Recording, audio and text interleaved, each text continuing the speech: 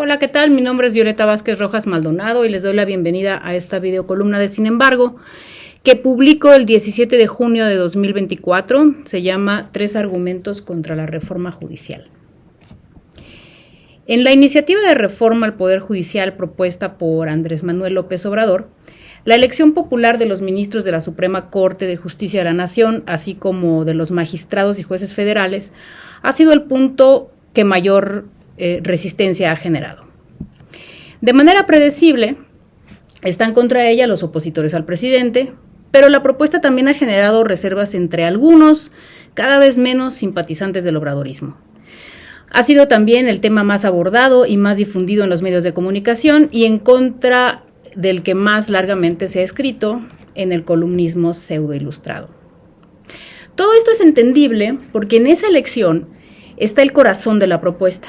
El objetivo es modificar quién tiene el control de la designación de los impartidores de justicia y poner este control en manos del poder democrático.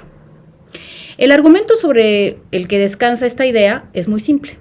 En México, solo 2 de los 3 poderes de la Unión se eligen democráticamente, el titular del Ejecutivo y los senadores y diputados que conforman el Poder Legislativo. En cambio, a los miembros del Poder Judicial no solo no los elige la mayoría ciudadana, sino que son designados de maneras oscuras para la población común, que en última instancia es la afectada por su desempeño. Este desequilibrio entre los 3 poderes hace que se plantee como legítima la pregunta: ¿por qué no se someten también los ministros, magistrados y jueces a la elección popular? Además de algunas respuestas abstrusas a la pregunta de por qué el Poder Judicial no es electo democráticamente, los opositores a la reforma suelen presentar otros argumentos de corte práctico. En este texto vamos a revisar los 3 argumentos más frecuentes contra el núcleo de la reforma y señalar por qué no se sostienen. Primer argumento. Si los juzgadores se designan por voto popular, los partidos políticos participarán en estas designaciones y con ello los juzgadores perderán su independencia. Bueno, tal como está concebida la reforma, esto no sería el caso, al menos no directamente, pues los partidos políticos estarían explícitamente impedidos para pronunciarse en favor de algún candidato. De hecho, se trataría de una elección sin partidos. Los candidatos a los diferentes cargos harían campaña únicamente con tiempos de radio y televisión. Para ministro o ministra de la Suprema Corte, los candidatos serían propuestos en iguales números, 10 cada uno, por el presidente, por el Congreso de la Unión y por la Suprema Corte de Justicia. Esa lista pasa luego a la elección popular. Ciertamente mucha gente votará, esto es inevitable, por el nombre que le despierte mayor simpatía política, dependiendo de quién lo haya designado. Y, según los críticos, esto politiza a los juzgadores. La verdad es que, por un lado, ese no será el único criterio con el que vote la gente, y por otro lado, hemos visto últimamente ejemplos muy claros de ministros con abiertas simpatías políticas y hasta electorales, como la cena de la ministra presidenta Norma Piña con el presidente del PRI, Alejandro Moreno, en la antesala de la elección presidencial, o los reproches contra la recién designada ministra Lenia Batres por actuar en favor de los principios del actual gobierno. Si esto ya es una realidad, faltaría que los críticos explicaran por qué la elección popular haría que los ministros y otros juzgadores estén más politizados de lo que ya están con el proceso de designación actual, que es propuestos por el presidente y aprobados por 2/3 partes del Senado. Segundo argumento. Eso no pasa en ningún país del mundo más que en Bolivia y les ha salido bastante mal. Este argumento no solo tiene premisas falsas, pues hay ejemplos de países en los que la gente elige a los juzgadores en distintos ámbitos.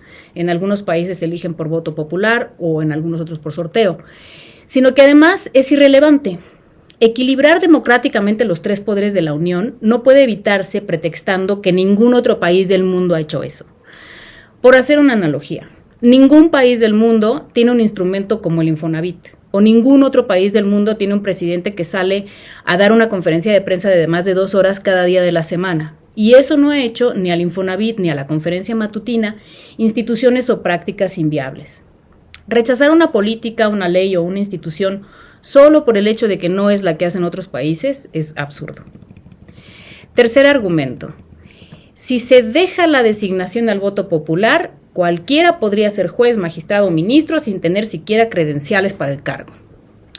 Bueno, la idea detrás de este argumento es que el voto popular es ignorante para evaluar los requisitos técnicos de competencia de los candidatos y no podrá filtrar a legos y oportunistas.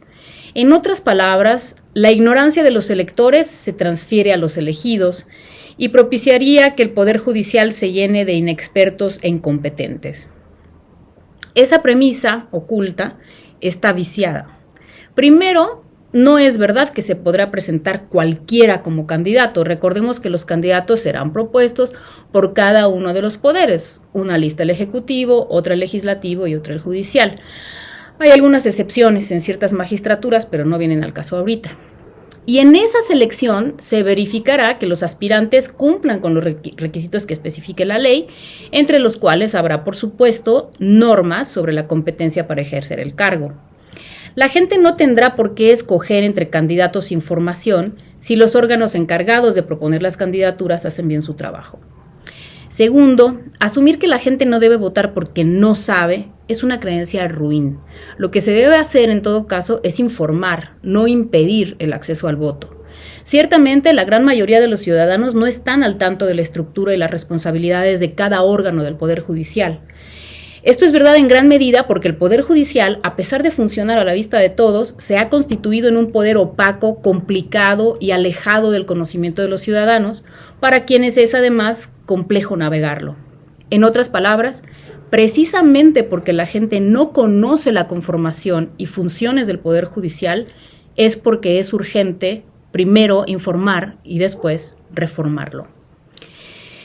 El primer paso en este intento de informar antes de reformar es el proceso de consulta, divulgación y parlamento abierto que ha propuesto la doctora Claudia Sheinbaum.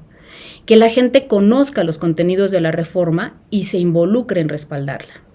También se convoca a los trabajadores del Poder Judicial, barras de abogados y facultades de Derecho para que expresen sus opiniones técnicas.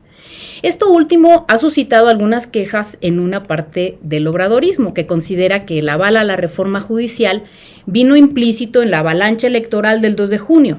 La gente votó abrumadoramente a favor del Plan C, o sea, lograr mayoría calificada para que se aprueben las reformas propuestas por el presidente, así que ya no hace falta volver a consultarlo.